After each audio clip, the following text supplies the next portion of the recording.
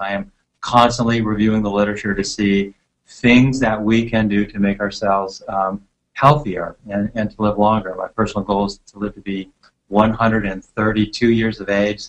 The reason that number is that I would love to see my oldest daughter turn 100, and she came when I was 32 years of age, so I'm trying to push up to 132. What I did yesterday is I went to the PubMed database, and for those of you that are unfamiliar with the PubMed database is, quote-unquote, the real literature. The PubMed database is the search engine for the National Library of Medicine of the United States of America that is physically located in Bethesda, Maryland. This database has around 20 million articles, probably just over that now. It tends to log in about another 7,000 articles per day. And looking at what makes us old or what makes us ill, the theory that is most prevalent in the literature is called the free radical theory of aging. I also typed in the words on a product that I'm going to talk about today. It's called Protandim.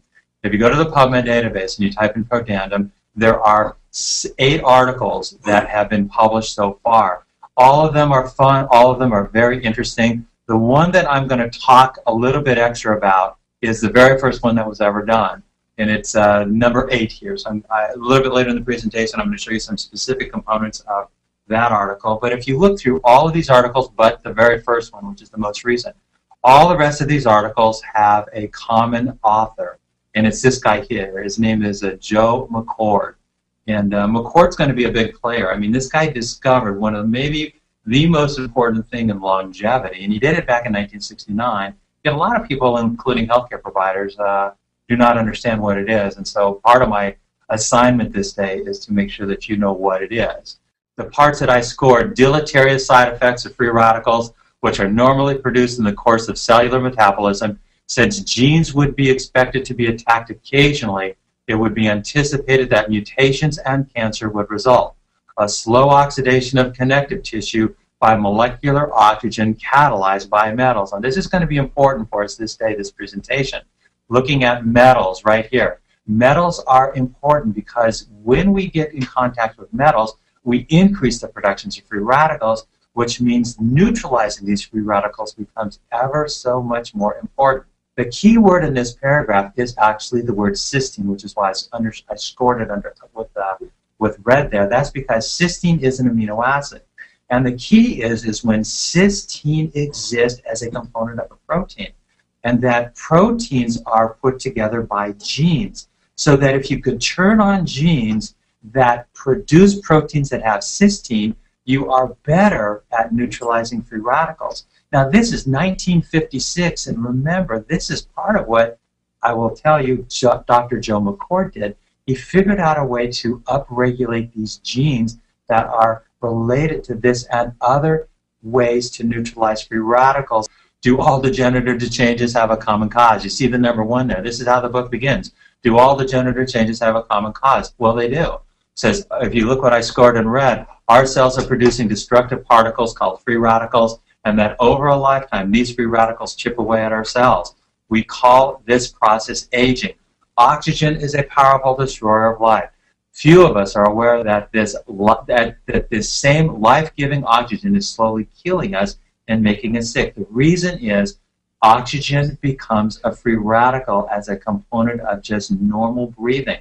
So when you exercise more, you breathe more. When you breathe more, you make more free radicals. And it is even more critical for people that are exercising to take these concepts seriously. We have to neutralize these free radicals if we want to avoid degenerative changes, if we want to slow down the aging process, etc.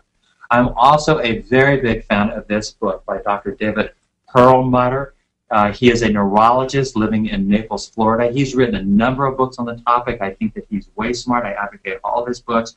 My favorite book, at least for my family, since I have 2 daughters, is that he did a book a few years ago that claims that you can raise your children's IQs 30 points by the time they go to kindergarten if, in fact, you can appropriately reduce the consequences of toxins and the free radicals that they generate. In fact, Dr. Perlmutter, in his book, The Better Brain Book, which came out in 2004, in this book he defines what makes a toxin toxic. What makes a toxin toxic, in chapter 8 of this book, you can see what I scored in red there. What makes toxins toxic is the fact that they rev up free radical production and promote inflammation. Now, you got to get the point. This is the point. If we live in an environment that has lots of toxins, we get lots of free radicals. The more toxin the environment, the more free radicals we get. The more free radicals we get, the more critical it is that we neutralize them before they do damage to cellular physiology. And then you take a look at this, and this should take everyone on this webinar's breath away. Referencing time, May 24 of 2010, you can see the date there in the bottom right. They sum up, if you look at the actual words on the first paragraph, I'm going to scroll down where I blew them up a little bit, says, on May 6th, the President's Cancer Panel published an alarming 240-page report on the risk of cancer from chemicals and other substances in the environment. The true burden of environmentally induced cancer has been grossly underestimated, the report's authors conclude. The American people, even before they are born, are bombarded continuously with these dangerous exposures. The point of all this is that all of these chemicals are toxins. Toxins damage the DNA. The DNA damage is then linked to cancer. Even the President's Cancer Panel is agreeing to this, coming out in 2010. May 6th of 2010 is when this was in fact released. The point of it is we have so many environmental toxins now that we're getting so many free radicals that a strategy to neutralize these things before we damage our physiology is critical. It's never been more critical than this time in our history. The point of it is we're all getting toxins all day long, every day, and these toxins rev up the production of free radicals, and the result is almost all of us are suffering from chronic, uncurable, degenerative problems, that there are things that we can do to reduce the risk of these things. And we don't want to produce these free radicals, but it's going to happen because we live in a world that is full of toxins. Can we neutralize these guys before they do damage? Wait till I show you some of the studies, man. They're thrilling. The bottom lines are here. Antioxidants. Now, most everybody knows what an antioxidant is, but a lot of times there is some confusion, and that confusion is actually the main theme of this webinar. Exogenous antioxidants are antioxidants that almost everybody knows about. Superoxide dismutase, catalase, and glutathione peroxidase are made by the DNA, which is inside the cell membrane. So these are the ones that protect the cell from the inside. And so they're critically important in human physiology. Now, I have personally been taking Protandim for about 5 years, and I was getting it over the counter at GNC Nutrition.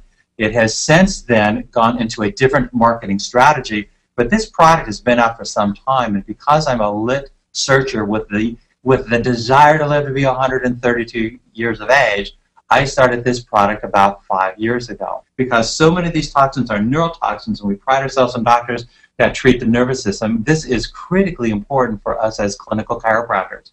Toxins magnify the productions of free radicals. I mean, this is the work of Perlmutter. It says, our people are living in silent inflammation. Our average omega-6, omega-3 ratio is about 25 to 1. It should be less than 4 to 1. Inflammation also drives the production of free radicals. Free radicals are the ultimate cause of aging and degeneration. This is a winning strategy. Balance your omega-6s and omega-3. Upregulate your own genetic endogenous antioxidant array.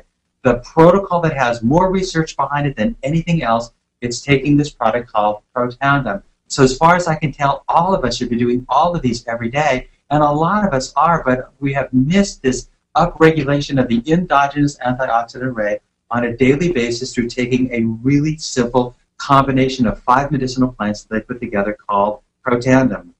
I have personally met with the operating officers of this company. I have digested all of the published studies on the topic. I have reviewed all of the projects that are in progress that will hit the PubMed database in the next year or so. There's actually 19 projects that are in progress right now. I have personally talked to Dr. Joe McCord, the guy that discovered superoxide dismutase. I had an opportunity to ask him anything I want, and I asked him everything I could think of. Remember, again, he's the guy that discovered superoxide dismutase in 1969. In fact, interestingly, when they measure superoxide dismutase, they measure it in McCord units as a consequence of the man that discovered it.